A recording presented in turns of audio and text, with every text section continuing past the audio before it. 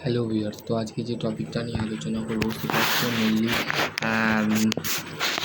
SSC JE का कैसे 6 month में 6 महीने में हम तैयारी करें जिसके अंदर हम जेई बन सकते हैं। ठीक है, एसएससी का जो एग्ज़ाम होता है, ठीक है, स्टाफ सिलेक्शन कमीशन, ठीक है।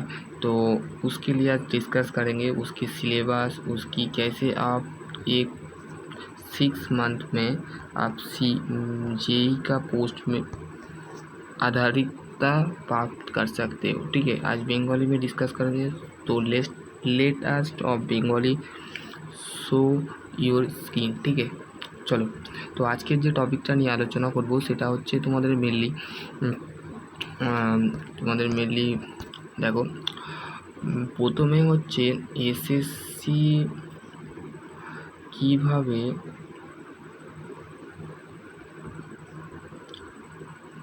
ছ মাসের মধ্যে তোমরা নিজেকে প্রস্তুতি নেবে বা করবে। ঠিক আছে, এটা হচ্ছে তোমাদের প্রশ্ন। ঠিক আছে,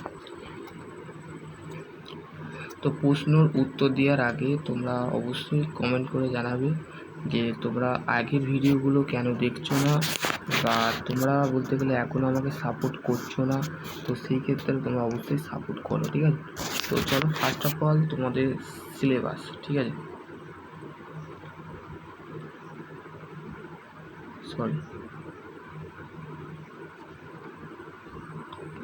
সিলেবাস দেখো, একটা হচ্ছে টেকনো প্লাস হচ্ছে নন টেকনিক্যাল। ঠিক আছে, টেকনিক্যাল অ্যান্ড নন টেকনিক্যাল বিষয়টা আগে ডিসকাস করে নিই। ঠিক আছে,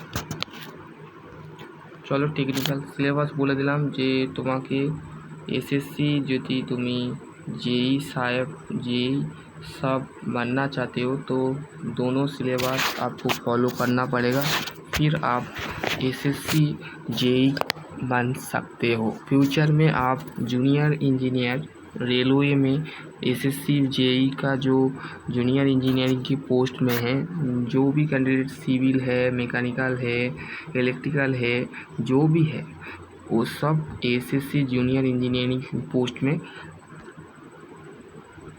अपना करियर आने वाले फ्यूचर में जेई बन सकता है। ठीक है, चलो তারপর হচ্ছে দেখো एसएससी যে সিলেবাস আছে আমি হেডিং করছি एसएससी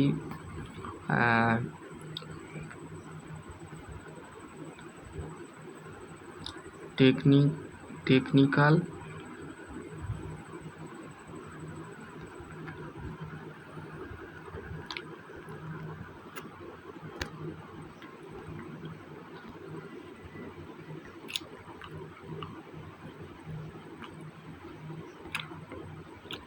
দুটো টেস্ট হয়, সিবিটি 1, সিবিটি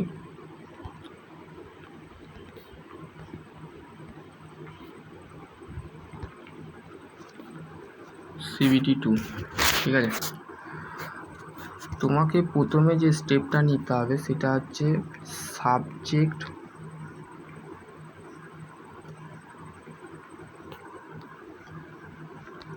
টু ফোকাস। তুমি যখন পড়াশোনা করতে বা স্টাডি করতে ডিপ্লোমাতে, বা যারা বিটেক হোল্ডার আছো, যারা পাস আউট ক্যান্ডিডেট আছো তারাও দেখবে। ঠিক আছে, আর যারা রানিং চলছো তারাও দেখবে, তোমাদের পরবর্তীকালে এটা তোমাদের কাজে লাগবে। ঠিক আছে, সাবজেক্ট ইওর ফোকাস। ঠিক আছে, তোমাদের এক্সাম সেমিস্টার এক্সাম যেগুলো আছে সেগুলোর কাজে লাগবে সাবজেক্ট ফোকাস। ধরো কোনো একটা সাবজেক্ট, কী সাবজেক্ট তোমাকে এখানে পড়তে হবে, মেনলি আইসো engine, internal combustion engine, plus হচ্ছে রেফ্রিজারেশন এয়ার কন্ডিশন। ঠিক আছে, তারপরে হচ্ছে প্লাস হচ্ছে পাওয়ার প্ল্যান্ট। ঠিক আছে, পাওয়ার প্ল্যান্টের টোটাল যেটা আছে সেটা তোমাকে পড়তে হবে, ঠিক আছে। পাওয়ার প্ল্যান্ট মেনলি তোমাদের বানানো আছে, সেটাও দেখতে পারো পাওয়ার প্ল্যান্টের ভিডিও। তো তারপরে হচ্ছে ফ্লুইড মেকানিক্স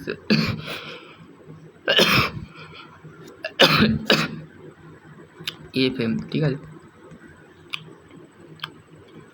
তারপরে তোমাদের ফ্লুইড মেকানিক্স, ঠিক আছে, ফ্লুইড মেকানিক্স তোমাকে পড়তে হবে।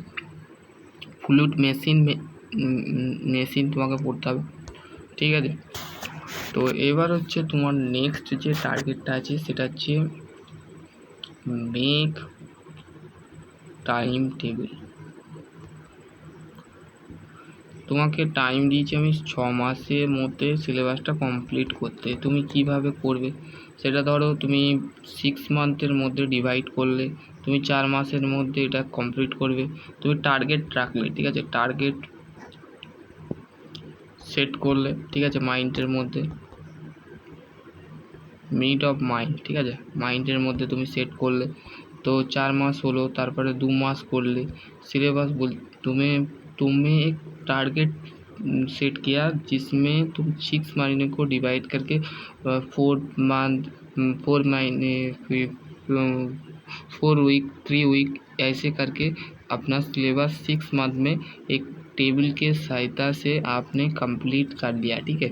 फिर क्या करना है बंगाली में सुनो, ठीक है। तो देखो তারপরে হচ্ছে তোমার স্টেপ নাম্বার 1 হলো মেক টাইম টেবিল, ঠিক আছে, মেক টাইম টেবিল, ঠিক আছে। তারপর হচ্ছে নেক্সট যেটা আছে কনসেপ্ট। কেউ কেউ তো বলে যে আমার থার্মোডাইনামিক বলতে গেলে আমাকে পড়তে ভালো লাগে না, আমি কোন কনসেপ্ট থেকে পড়বো, কোন কনসেপ্ট থেকে আমাকে, তো বলতে গেলে ভাই তোমাকে প্রত্যেকটা সিলেবাস পাওয়ার প্ল্যান্ট থেকে, রেফ্রিজারেশন থেকে, আরএসি থেকে, আইসো থেকে। আইসো তো হচ্ছে 2 ধরনের ভাই বোন, ঠিক আছে, ইন্টারনাল কম্বাস্টন ইঞ্জিন, যেখানে বলতে গেলে ইঞ্জিনের 2টো পার্ট কিন্তু পড়ানো হয়, যেখানে বলতে গেলে স্ট্রোক পড়ানো হয়, সাইকেল পড়ানো হয়, সমস্ত কিন্তু তোমাকে এগুলো পিভি ডায়াগ্রাম, টিএস ডায়াগ্রাম, ঠিক আছে, বার্ট্রান সাইকেল, তো সমস্ত কিছু বলতে গেলে তোমাকে। এবার হচ্ছে লিভ অফ, তারপর হচ্ছে নেক্সট পয়েন্ট দেখো লিভ ডাইভাইটেশন, ঠিক আছে, ডাইভারেশন, ঠিক আছে, ডাইভারেশন।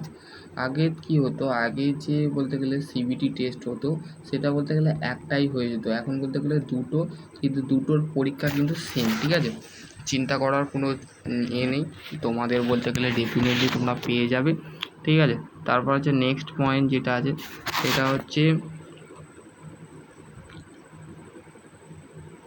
Don't be believe on study, ঠিক আছে, ডোন্ট বিলিভ অফ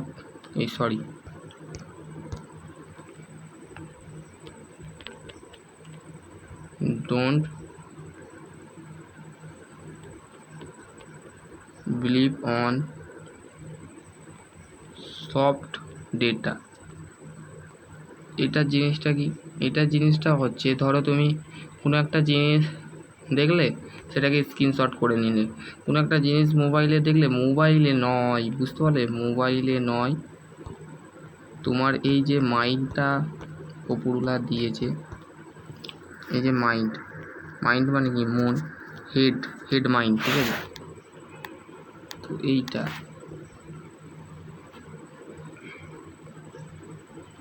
এইটা টাচ করবে না, ঠিক আছে, do not of touch your mobile, ঠিক আছে, don't be touch your mobile screen, ঠিক আছে।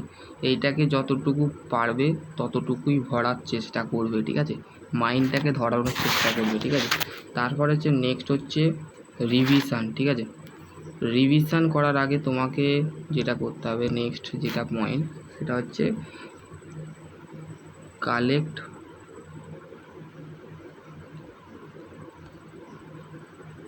Study material. এখন তো বলতে গেলে তো তোমাদের একটা চিন্তা আছে যে দাদা আমরা বই কোথা থেকে কালেক্ট করব? আমরা তো বলতে গেলে লাইব্রেরি থেকে কালেক্ট করে নিয়েছি। তো সেই ক্ষেত্রে লাইব্রেরি থেকে হোক যেখান থেকে বলতে গেলে তোমার কাছে বুক থাকলে না তুমি বলতে গেলে রাজা হয়ে যাবে, ঠিক আছে? সেটা হচ্ছে থার্মোডাইনামিক হোক, আইসি ইঞ্জিন হোক, ঠিক আছে, ইন্টারনাল কম্বাস্টার ইঞ্জিন হোক, পাওয়ার প্ল্যান্ট হোক বা ফ্লুইড মেকানিক্স হোক। তো সেই ক্ষেত্রে বুকটা কিন্তু তোমরা পারচেস করো, ঠিক আছে? অনলাইন থেকে হোক বা অফলাইন থেকে হোক, সমস্ত কিন্তু তোমাকে বুক থেকে কিন্তু কোশ্চেন আসবে, ঠিক আছে? তারপর হচ্ছে নেক্সট পয়েন্ট দেখো, তারপর হচ্ছে রিভিশন, ঠিক আছে? যে টপিকটা তুমি বারবার করলে সেটা কিন্তু রিভিশন দাও, ঠিক আছে? রিভিশন ছাড়া কিন্তু তুমি সেটা বলতে গেলে তোমার সেমিস্টার এক্সাম হোক প্লাস গভর্নমেন্ট এক্সাম হোক বা প্রাইভেট এক্সাম হোক, তো সেই ক্ষেত্রে তোমাকে এটা কাজে আসবে। প্রত্যেকটা সিলেবাসের কন্টেন্ট কিন্তু তুমি এই চ্যানেলে পেয়ে যাবে এবং জবের আপডেট থেকে নেট থেকে সমস্ত কিন্তু বলতে গেলে পাবে। তো কীভাবে এসএসসির বলতে গেলে 6 মাসের মধ্যে তুমি সিলেবাসটা রেফার করবে, তো সেই নিয়ে আজকে 6 মান্থের মধ্যে তুমি কীভাবে একটা